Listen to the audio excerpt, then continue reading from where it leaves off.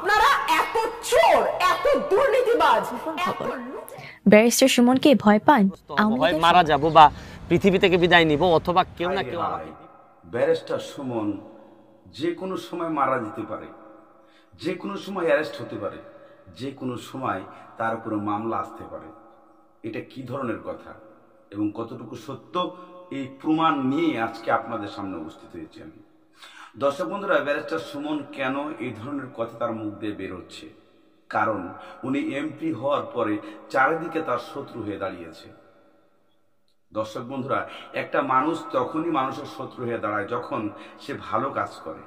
আর ভালো কাজ করাটাই বাংলাদেশে বর্তমান আমাদের অন্যায়, এবং এটা খুবই একটা শত্রুতামূলক কাজ। তাই আপনারা জানেন যে ব্যারিস্টার সুমন এমপি হয়ে আসার পরের থেকেই আরও বেশি তার পিছনে মানুষ লেগে উঠে পড়েছে। কেননা তার চারিদিকে যখন একটা মানুষের শত্রু হয়ে যায়, তখন তার মুখে কত ধরনের কথা আসে। আর ব্যারিস্টার সুমন কেনই বা এই কথাগুলো প্রতিনিয়তই বলে যে আমি যে কোনো মুহূর্তে মারা যেতে পারি, আমি যে কোনো মুহূর্তে মামলার শিকার হতে পারি, যে কোনো মুহূর্তে আমি জেলখানায় চলে যেতে পারি। এর সত্যতা কতটুকু আপনাদেরকে জানতে অবশ্যই একটু ওয়েট করতে হবে।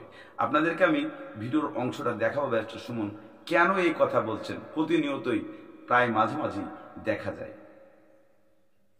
দর্শক বন্ধুরা, আমাদের দেশের যে পরিস্থিতি, আমরা যে বাংলাদেশে বসবাস করি, এবং ব্যারিস্টার সুমন চুনারঘাটের হবিগঞ্জের 4 আসনের এমপি, সেখানে কিন্তু সাবেক প্রতিমন্ত্রী মাহবুব আলী তার বিপক্ষে, এবং বাংলাদেশের এমপি গোলাপ সাহেব তার এন্টি, বসুন্ধরা গ্রুপের সেই মালিক ছেলের মামলা নিয়ে সে এন্টিতে, এবং এইভাবে আরও কত কত মামলার এন্টি থাকায় সে অনেক অনেক বিপদে।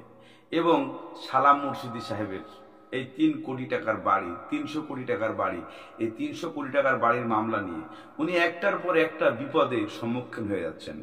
দর্শক বন্ধুরা, আমি আপনাদেরকে কথা বাড়াচ্ছি না, আমি আপনাদেরকে মূল ভিডিওর অংশে কিছু নিয়ে যাই। জানি মনে হচ্ছে যে আমি কোনো না কোনো ভাবে বাধাগ্রস্ত হব, হয় মারা যাব বা পৃথিবী থেকে বিদায় নিব, অথবা কেউ না কেউ আমাকে বিভিন্ন ভাবে আটকাই দিবে। কেউ মামলা করে হোক বা হামলা করে হোক, আমাকে স্টিগমাটাইজ করে হোক, বদনাম করে হোক, দরকার হইলে আমাকে আর কথা বলতে দিবে না। আমার মনে হচ্ছে যে খুব অল্প সময় আমি আর পাচ্ছি। আমার মনে হচ্ছে যে বাংলাদেশ খুব করে মনে হচ্ছে, আমার খুব করে মনে হচ্ছে যে কোনো না কোনো ভাবে আমি আটকাই যাব অল্প সময়ের মধ্যে। কারণ এই জন্য আমার কাছে মনে হয় আমার সময় কম, আমার দৌড়াইতে হবে বেশি। দর্শক বন্ধুরা, আপনারা অবশ্যই এই অংশটুকু দেখে বুঝতে পেরেছেন যে ব্যারিস্টার সুমন কেন প্রতিনিয়ত এই কথাগুলো বলতে থাকে। কেননা ব্যারিস্টার সুমন বর্তমানে এখন আইডল, বর্তমানে সে ট্রেন্ডিং এ থাকে সবসময়।